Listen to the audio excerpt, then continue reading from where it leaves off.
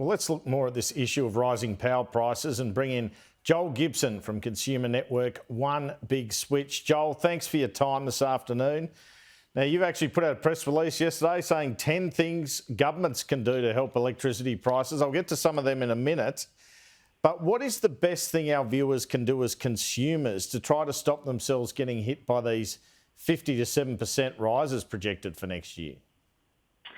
Yeah, that's quite an important message, I think, is that obviously some of these increases are still 6 to 8 months away, and there's still plenty you can do to save hundreds of dollars on a typical energy bill. The first thing I'd say is obviously if you're in a state where you can shop around and switch between providers, and most states you can do that now, there's still hundreds of dollars difference between the best and the worst deals on the market.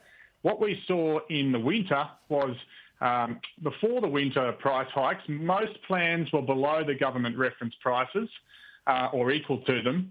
Now we've seen as many as a third of plans which are above the government reference price. I've seen some plans which are as much as 30% above those government reference prices. So you need to make sure you're not on one of those expensive plans. Get onto one of the ones below the government reference price. You can still get sort of 5 up to even sort of 15% below the government reference price. If you shop around, for example, by using One Big Switch for iWork or maybe using the government energy websites as well, the comparison sites, there's any number of cheap plans on those. Well, who's the most expensive? Can you tell us? I don't know the answer to that, actually. I know that the plan that I saw that went to sort of 30% above the government reference price in Queensland back in the winter was a Simply Energy plan. But there were other retailers that we know have increased their prices by 100% back in the winter and asked their customers to leave in some cases. And 8 retailers have since gone out of business. So there was any number of retailers that just could not cope with those wholesale prices as they stood in the winter and couldn't run a business with wholesale prices that high. All right, you did list 10 things that governments can do.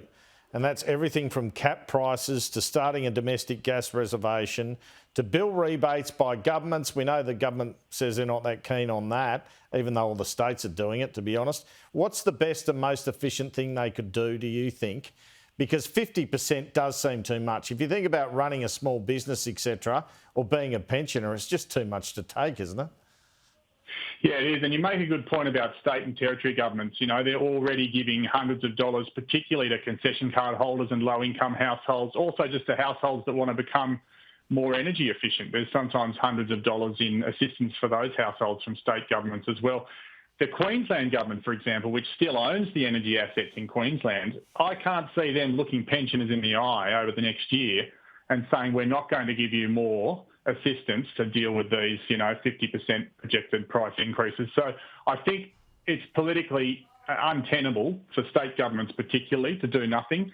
I think we'll see more assistance, particularly targeted at lower income households. We know they spend a greater proportion of their income on the essentials such as energy anyway, lower income households. And I don't think that giving them extra cash would be as inflationary as, for example, giving higher socioeconomic households money that they might spend on more discretionary things like holidays or whatever. So that distinction may be made. Obviously, there's the fear about fueling the inflation fire. But I think the most likely thing we're going to see, and just because I think the rhetoric is sort of ratcheting up this week, we've seen Ed Husic today describing the gas export as greedy.